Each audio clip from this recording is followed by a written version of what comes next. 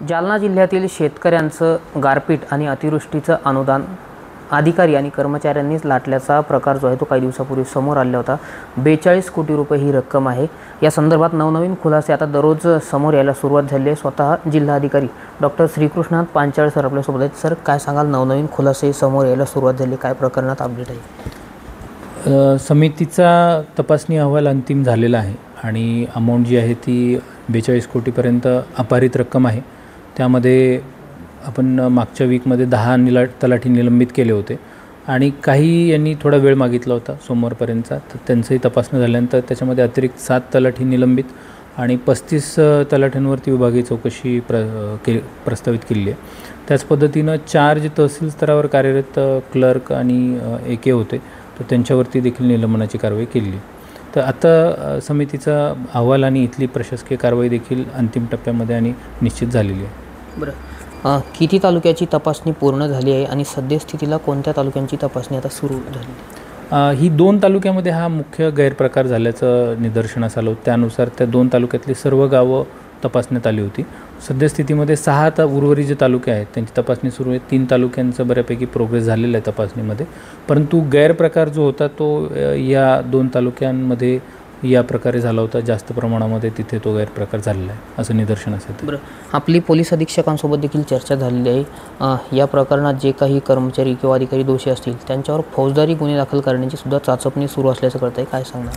सद्यस्थितीमध्ये बाकी तालुक्यांची तपासणी सुरू आहे।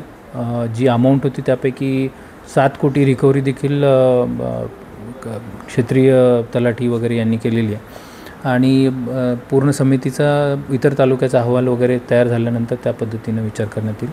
तहसीलदार आणि नायब तहसीलदार यांचे खुलासे मागवले होते, ते देखील तपासून ते शासनाला सादर करण्यात येतात पुढील कारवाईसाठी।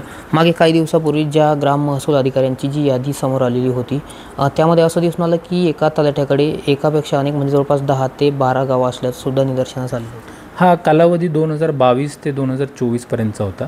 2024च्या शेवटी 2025ला जे अनुदान आलं 400 कोटीच्या जवळपास, ते व्यवस्थित तपासून कार्यपद्धती क्षेत्रीय स्तरावर देखील सुधारणा बऱ्याच त्याच्यामध्ये केल्या। त्यामध्ये 70 कोटी हे बचत होती, ती टार्गेट सरेंडर होते। जो 22 ते 24चा कालावधी होता त्यामध्ये त्यांची बदली असेल, कोणाकडे ॲडिशनल चार्ज असेल, तर या कारणास्तव त्यांच्यासमोरची गावं वाढलेली होती। बरं, या प्रकरणात अजून काही तलाट्यांचं निलंबन होण्याची शक्यता आहे का?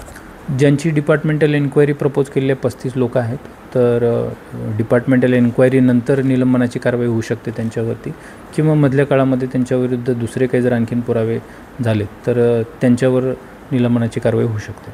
सद्यस्थितीला कोणत्या तालुक्यांची तपासणी आता सध्या या प्रकरणात सुरू आहे? इतर सर्व 6 तालुक्यांची आहे। टप्प्याटप्प्याने समिती ती गावं घेत आहे, ज्या पद्धतीनं रेकॉर्ड आहे आणि तलाठी आणि हे उपस्थित राहतात त्या पद्धतीनं ती सुनावणी चालू आहे। परंतु अशा इतका मोठ्या प्रकारचा गैरप्रकार आत्तापर्यंत जेवढं तपासलं आहे त्यामध्ये निदर्शनास आलेलं नाही आहे। तर नक्कीच हे होते जालन्याचे जिल्हाधिकारी डॉक्टर श्रीकृष्णात पांचाळ सर। अंबड आणि घनसावंगी या 2 तालुक्यात प्रामुख्याने हा प्रकार जास्त असल्याचं त्यांनी सांगितलेलं आहे आणि 42 कोटी रकमेपैकी 7 कोटी रक्कम ही वसूल देखील करण्यात आलेली आहे। त्यामुळं येत्या काळात अजून काही तलाट्यांचं देखील निलंबनाची शक्यता होणार आहे। रामनाथ ढाकणे, TV9 मराठी, जालना।